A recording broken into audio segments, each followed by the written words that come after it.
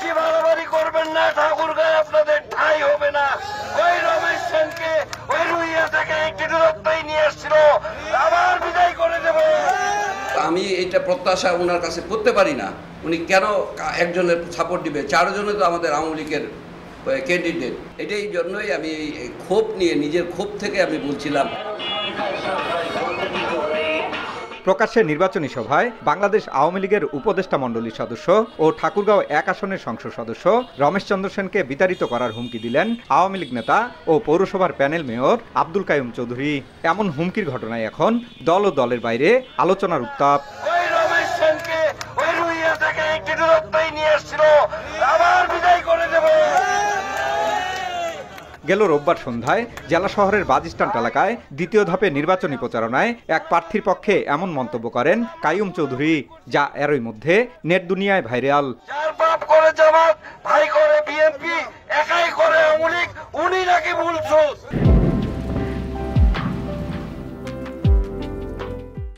সামাজিক যোগাযোগ মাধ্যমে ছড়িয়ে পড়া 2 মিনিট 27 সেকেন্ডের ভিডিওতে দেখা যায় সংসদ সদস্য রমেশ চন্দ্র সেনকে উদ্দেশ্য করে আব্দুল কাইয়ুম চৌধুরী বলেন, জীবনে তো ভোট করেননি, প্রতিদ্বন্দ্বিতাও করেননি কারো সঙ্গে, ওই অটোপাস এমপি সবাইকে হুমকি দিচ্ছে।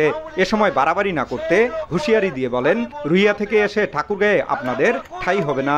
প্রশ্ন দাঁড়ায় যায় যে সরকারি দলের পক্ষ থেকে এমপি সাহেবকে যদি হুমকি দেয়, তাহলে আমরা যারা সাধারণ ভোটার তারা যাব কোথায়? তারা কি মেসেজটা নেব? তাহলে আমরা ভোটের কেন্দ্রে কেনই বা যাব? আমাদের উন্নয়নের জন্য আমাদের কাজ করবে যারা ভালো, তাদেরকে আমরা ভোট দেব। 21শে মে নির্বাচনে সুষ্ঠুভাবে জানি ভোট কেন্দ্রে যায় ভোট দিতে পারি, এটাই আমরা প্রশাসনের কাছে এবং কি সব দলীয় লোকের কাছে অনুরোধ করব। নির্বাচনী প্রচারণায় হুমকি ধামকির বিষয়ে পুলিশকে ব্যবস্থা নেওয়ার আহ্বান সংসদ সদস্যের। আইনশৃঙ্খলা বাহিনীর কাছে অনুরোধ,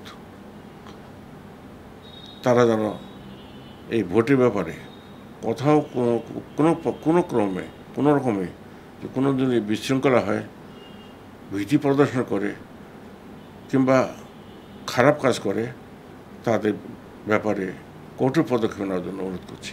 তবে কেন প্রকাশ্যে সংসদ সদস্যকে হুমকি দিলেন তার ব্যাখ্যা দেন পৌরসভার 8 নং ওয়ার্ড আওয়ামী লীগের সাধারণ সম্পাদক ও প্যানেল মেয়র কাইয়ুম চৌধুরী। উনি থাকবে, দেখে বাইরে আসুক, যে আসবে তাকে আমরা ফুলের মালা দিয়ে বরণ করে নেব, এটাই ওনার কাছে আমরা প্রত্যাশা করছিলাম।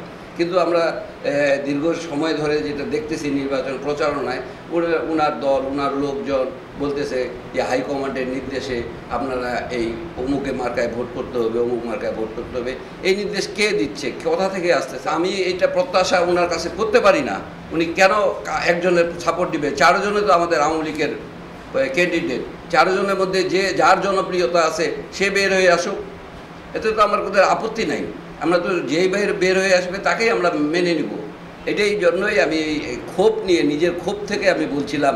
জেলা নির্বাচন অফিস সূত্র জানায়, 6ষ্ঠ উপজেলা পরিষদ নির্বাচনের দ্বিতীয় ধাপে সদর উপজেলা পরিষদ নির্বাচন 21 মে ভোট গ্রহণ অনুষ্ঠিত হবে।